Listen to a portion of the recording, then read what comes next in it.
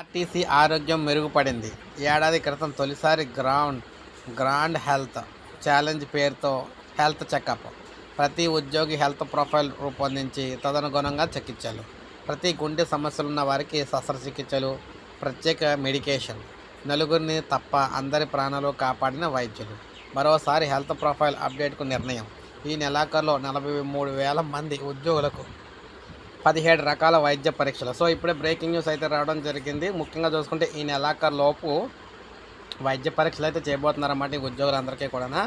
అవి కూడా 17 రకాల వైద్య పరీక్షలు అయితే చేయబోతున్నారు.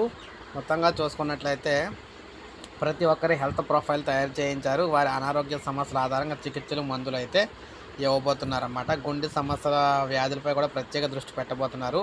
నెలాఖరులోగా మళ్ళీ పరీక్షలు అయితే జరుగుతున్నాయి. మరోసారి వైద్య పరీక్షలు ఈ నెలాఖరు నిర్వహించేందుకు ఏర్పాట్లు జరుగుతున్నాయి. ప్రస్తుతం తార్నాకలోని ఆర్టీసీ ఆసుపత్రిని సూపర్ స్పెషాలిటీ ఆసుపత్రి స్థాయికి అయితే అభివృద్ధి చేశారు. ఖాళీగా ఉన్న వైద్య పోస్టులను కూడా భర్తీ చేశారు. అవసరమైన వారికి నిమ్స్లో కూడా చికిత్సలు అయితే చేసేలా ప్రత్యేక ఏర్పాట్లు చేశారు. ఆర్టీసీ ఉద్యోగుల కోసం నిమ్స్లో ఓ బ్లాక్ను కూడా ఏర్పాటు చేయించారు.